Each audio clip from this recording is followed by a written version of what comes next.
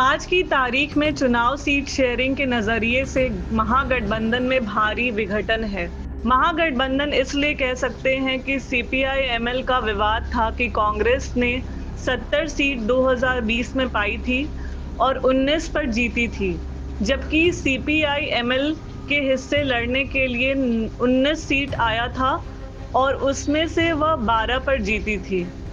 इस बार CPI ML ने 45 seat पर अपना दावा ठोका है। कांग्रेस ने निश्चित तौर पर सीपीआई-एमएल से 7 सीट ज्यादा जीती थी। जब सीपीआई-एमएल 3 गुना सीट पर लड़ना चाहती है और कांग्रेस शायद पहले से कम यानी 70 के मुकाबले इस बार 50 सीट पर लड़ना चाहती है। यहाँ तक तो कुछ जायज बातें हैं, परंतु सीपीआई ने 6 सीट पर चुनाव लड़ा था और 2 पर चुनाव जीता था और इस बार उसने 24 सीट की दावेदारी के साथ इन सभी सीटों के उम्मीदवारी का नाम तेजस्वी को थमा दिया है। वीआईपी यानी विकासशील इंसान पार्टी की अजब दास्तां है। इसने एक भी सीट नहीं जीती। लोकसभा में राजद ने अपने हिस्से की सीट में से 3 सीट पर इस पार्टी को उम्मीदवार खड़ा करने का मौका दिया था। वीआईपी अब दावा कर रही है कि 60 सीट पर चुनाव लड़ेगी और गठबंधन के साथ तभी लड़ेगी जब वादा होगा कि सरकार बनने पर उसको डिप्टी सीएम का पद दिया जाएगा।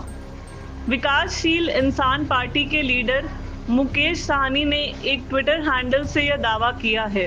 राजद ने 144 सीट पर चुनाव लड़ा था और उसने 75 सीट पर जीत दर्ज की थी।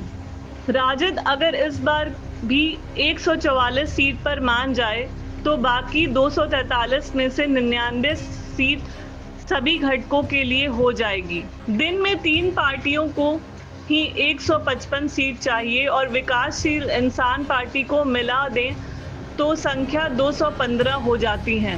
कांग्रेस ने कुछ महीने पहले अपना राज्य अध्यक्ष बदलकर जो भूमिकाएं घोषित करनी शुरू की थी, उससे तो लगता है कि यह पार्टी अकेली चलेगी, परंतु अब कांग्रेस ने यह घोषित कर दिया है कि तेजस्वी को मुख्यमंत्री का चेहरा बनाकर चुनाव लड़ेंगे और कांग्रेस ने यह भी संकेत दिया है कि पिछले चुनाव से कम सीट पर लड़ेगी।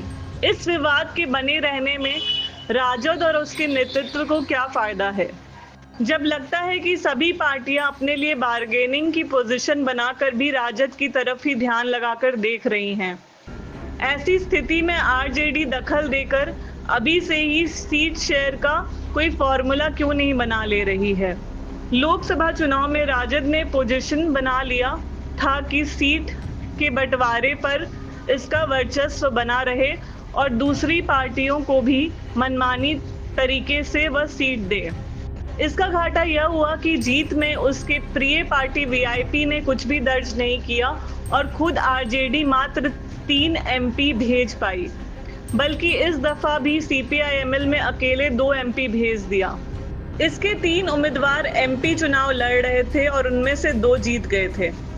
आरजेडी को अंग्रेजी के बिग ब्रदर का दर्जा इस्तेमाल करके मनमानी करने से कोई फायदा नहीं है, बल्कि हिंदी में प्रयुक्त होने वाले बड़े भाई के हैसियत को जिम्मेदारी से निभाते हुए वस्तु स्थिति में मिल रहे बढ़त का उपयोग करना ही चाहिए। लालू प्रसाद के छोटे पुत्र तेजस्वी यादव मुख्यमंत्री पद के उम्मीदवार हैं और यह परिवार भाजपा संपोषित परंतु कानून को संरक्षित करने वाली एजेंसियों के निशाने पर है। लालू प्रसाद पर सीबीआई ने लैंड फॉर जॉब मामले में मुकदमा चलाने की शुरुआत की। लालू यादव को हाई कोर्ट या सुप्रीम कोर्ट दोनों जगह से राहत नहीं मिली और अब यह मुकदमा सीबीआई के ऊपर ही निर्भर करता है। राजनीति में अगली भूमिका और वस्तु स्थिति में संयम के साथ काम करने का ऐतिहासिक दायित्व निभाने के लिए राजद की तरफ पूरा विपक्ष देखता रहेगा।